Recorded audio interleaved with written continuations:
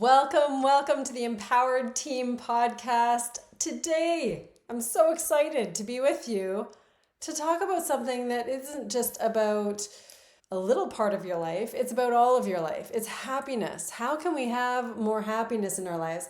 And I want to build this topic off of a previous topic on our episode, which was living life in a day.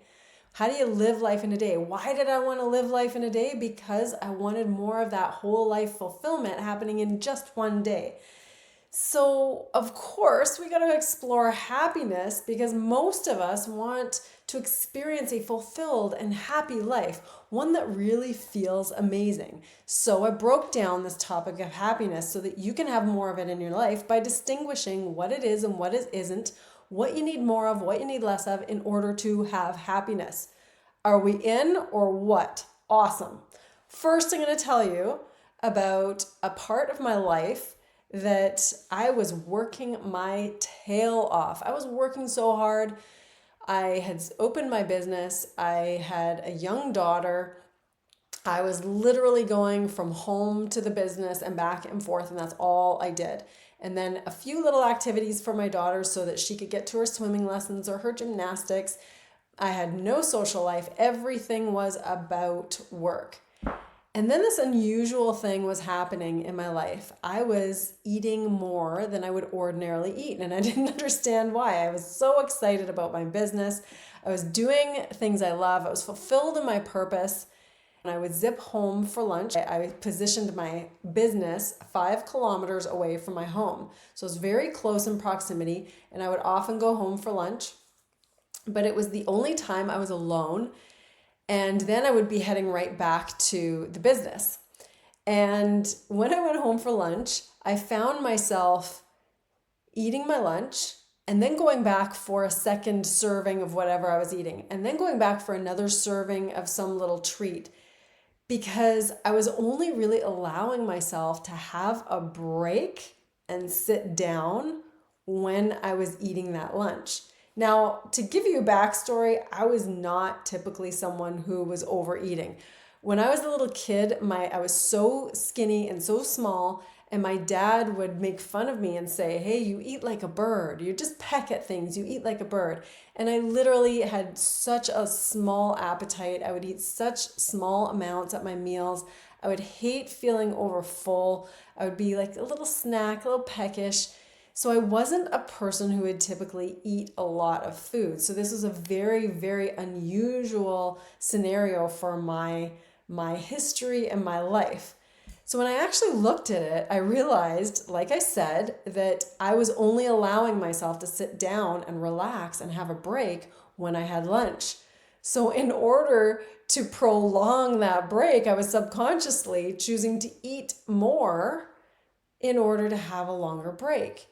It was really interesting. And what I realize now in studying these different types of happiness is that I was looking for what's called hedonic fulfillment, hedonic happiness. I was looking for pleasure. And in the past, I had done some research on hedonic compensation. And all that means is that when someone feels that they've worked really, really hard, they'll often take on more of something that's really pleasurable. So the research was done with candy. They would have amounts of candy that could be measured, and if somebody had done a hard workout, they would be subconsciously taking more of the candy than the people who hadn't done the workout per se. And they didn't realize they were doing it. They thought they were taking the same amount as any other time they took the candy or chose the candy.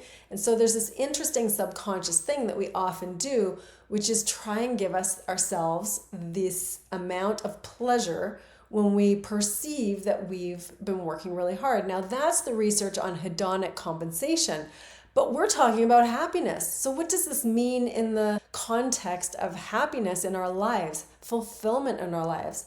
Well, what's really, really interesting is that there's 2 main types of happiness. There's hedonic happiness and eudaimonic happiness. Now it sounds like a musical definition or something. Maybe it stems from that. I don't know the Latin roots of the word. However, hedonic happiness, if you think of hedonism, That is where this one comes from. It's pleasure.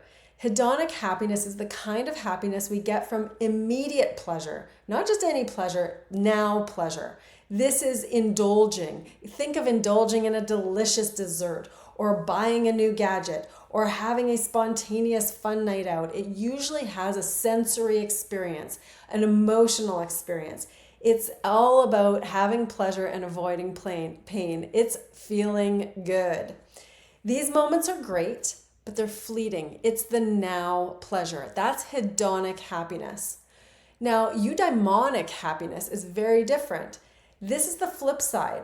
It's the deeper, more sustainable, more fulfilling happiness. It comes from living with purpose, aligning with your values, your personal growth, and contributing to something larger than yourself.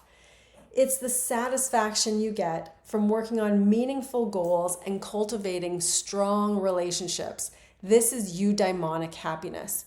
Now, the truth is, it's not one, it's not the other, it's both. It's both and how you combine both in your life in order to really feel this strong sense of happiness consistently throughout your life. And I think that's what most of us want, is this strong, fulfilling feeling of happiness throughout your life. So here's the research on this. Studies show that hedonic happiness gives us that short-term joy. We want these joyful experiences, but it's the eudaimonic happiness, say that fast 5 times, that's the one that leads to long-term well-being. So this research is by Ryan and Deci. For example, it highlights how intrinsic goals like personal growth, relationship strength, offer more sustainable happiness over the long haul than the extrinsic rewards like money or fame or food or binging Netflix, any of those things. So it's a really interesting thing. Now, there's a research study I think most of you have heard of, because if you're in the fulfillment or personal growth world, the Harvard Grant study is this long-term study. It's been going on for decades. And it's followed people over decades in time to try and find out what contributes to their greatest well-being, what contributes to their happiness, what contributes to their health.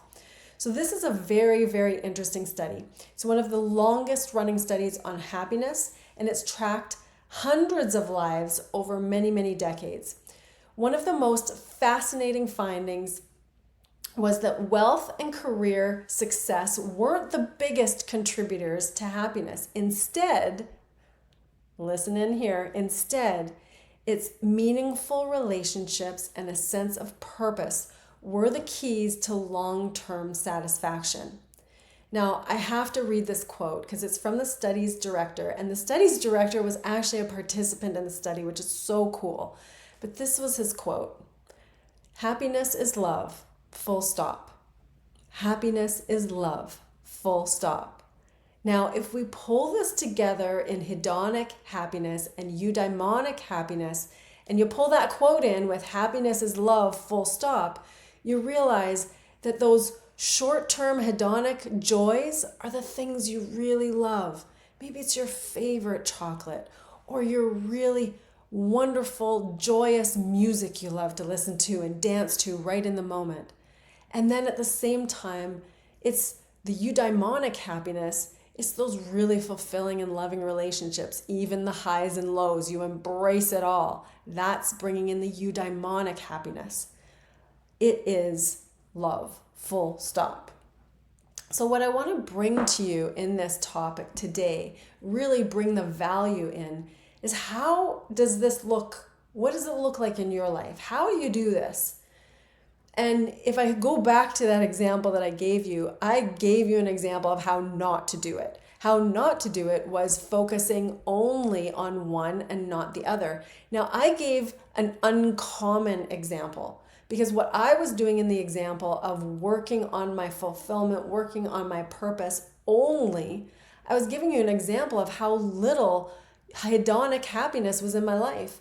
I wasn't having favorite meals. I wasn't going out for dinner. I wasn't seeing friends. I didn't have social environments. I wasn't dancing. I was working and doing the full-on purpose all of the time and parenting all of the time. That's all I was doing. So I was missing on just small little bouts that were needed on that hedonic happiness.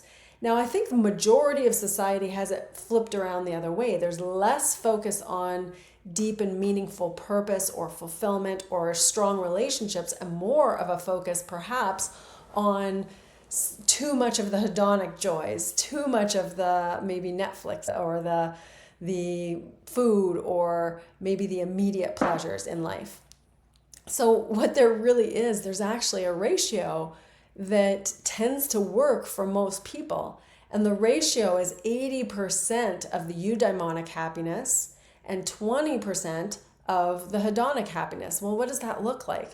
That's the timing. How do we fit this in? And this goes back to that episode that I recorded on living a life in a day.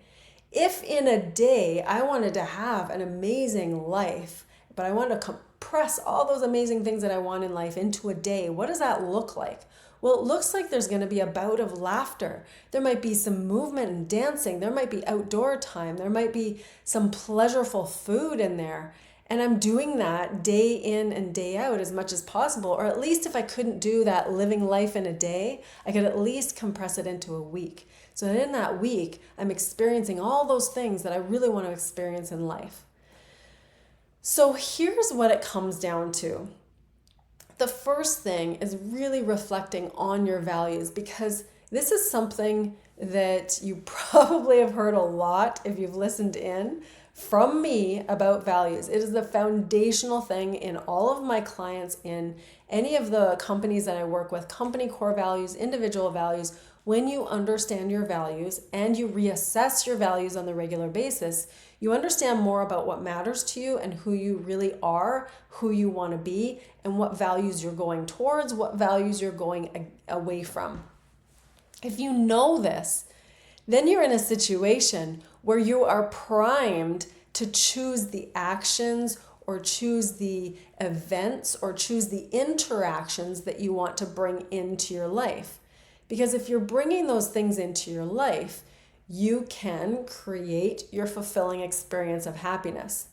But if you don't know your values, you don't know what matters to you, you don't know what you want to work towards in your values or what you want to go away from in your values, then it's very hard to determine what's going to be the thing that feels good in the moment and what's going to feel good in the long term, that's sustainable. So this is why reflecting on what really matters to you, what your values are, is going to be a key step. Now, we do this all of the time in our mastermind, our empowered team mastermind. What we do once a year at least is reflect on our values and recreate our values. And with clients, I often like to explore them or revisit them about every 6 months so that we really understand how our values have evolved, because they do, and they have. If we've grown or we've had something happen in our lives, typically our values have changed, either completely, as in we don't have the same values, or they've just adjusted in priority or order. So it's a really interesting thing that happens with our values. But if we don't know what they are, how are we going to tell what we want to bring more of into our lives in order to fuel that happiness that we want? So that's number one, is reflecting on your values. Number two, we want to take these actionable steps. So if I go back to that example that I gave you, the action I was taking to get some hedonic happiness was overeating at lunch. I wanted more relaxed time. I wanted more of the treats that I enjoyed. I wanted more time to myself, and I wasn't giving myself that. So the one moment I had, all of a sudden I was overindulging in that moment. So start with small action steps. If you are in the boat like I was, where I had too much, I had 100% of eudaimonic happiness in my life and not enough of the hedonic happiness in my life. So if that was the case for you, or is the case for you, then you want to start with small action steps that will help you create some hedonic happiness. Maybe it's that you take a break in the morning before lunch and in the afternoon before the end of the workday, so that you're giving yourself that little moment of zen. Maybe it's a 10-minute walk. Maybe it's a little coffee or tea and alone time, just a moment, or listening to your own favorite podcast like this one, whatever it is for you. But something that you're giving yourself, a small action step that supports that hedonic happiness, that 20%. And maybe for you it's 30% or 15%, whatever it is, but there's this ratio that's there so that you can, about a 1 to 4, so that you can have that 1 part hedonic happiness inserts, whatever that is, to bring the pleasure into your life, and the 3 parts eudaimonic that are all about the sustainable long-term fulfillment, your purpose, how you give back to others, the strong relationships, whatever has to happen. Now, some of those eudaimonic ones do not get into the mindset that they're feeling the same as the pleasure ones, as the hedonic ones. They don't.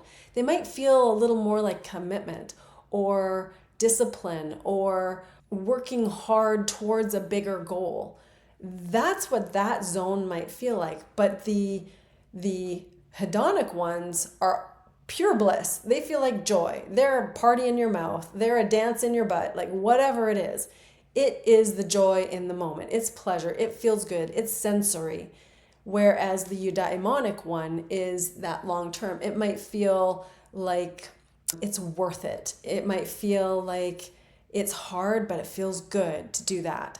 That's what that one might feel like. So take a look at inserting whatever you need more of with small steps.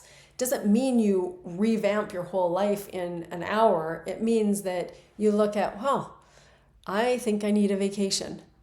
And I'm going to look towards planning a mini vacation called a day off. Just a day off during the week that I wouldn't ordinarily have, and I'm going to take that day off. Or another small step like introducing dessert at lunch. Just a small piece of dark chocolate. It's a small step, but it's bliss to me. I love it. And then I'm so motivated to eat my eudaimonic happiness of the huge salad that I love. And then I have my piece of chocolate. That meal right there is an example of true happiness to me, because I get all this great fueling energy out of my salad that has protein and all kinds of veggies, and it's so good. And then, even though it's not my favorite party in my mouth thing, even though I love the taste of the salad, I adore the salad, but if I could eat chocolate all day and feel great, I would. But it doesn't feel great to eat chocolate all day. So it's my little, 10% at the end of the meal of having that little bliss, that hedonic happiness joy. So I'm giving food as an example here because it's so easy. It's the low-hanging fruit, and it's easy to see that. But it might be work. It might be your relationship. If you look at mine and Paul's relationship, it was very much like our lives where there was so much work going on, but then we'd throw in one getaway in a year. But what about those little bits of joy during each day so we get more hedonic happiness instead of just the long-term partnership of parenting, partnership of running a household, partnership of earning money for our family? We had a lot of eudaimonic purpose in our relationship, but probably need a little more insert of joy in our relationship. Fun, laughter, funnies, sending each other jokes or little messages, those things. And it's all about that in every context, not just the eating, not just the relationships, but work as well. So find that balance of the pleasure, the joy, and that eudaimonic of the long-term sustainable fulfillment. And really that's the last one is, number 1, it's the values, reflecting on your values. Number 2, it's making sure you're inserting those small actionable steps like volunteering even, or setting aside some time to read just for yourself. And maybe it's not a personal growth book. Maybe it's a novel. Maybe it's a fantasy book, whatever it is, whatever lights you up. And then lastly, the ratio of eudaimonic to hedonic. That hedonic being that 1 to 4 ratio, or 20, the 80-20 rule, 80 being the eudaimonic and 20 being the hedonic. So that, my friends, is a little snippet into how you can create the fulfilling happiness with the blissful joy of happiness in your life. Really give yourself that joy. So quick little Mindset Monday on this one. Happiness, how to get yours. Do it. Add what you need. Identify right now, which one do you need more of? How are you going to insert it into your life? and give yourself that gift and cultivate happiness in your life. Keep being empowered. If you love these episodes, give us a rating and review and share it out to those who you love to keep empowering yourself and others. Love to you all. Have a wonderful day and week. Mwah.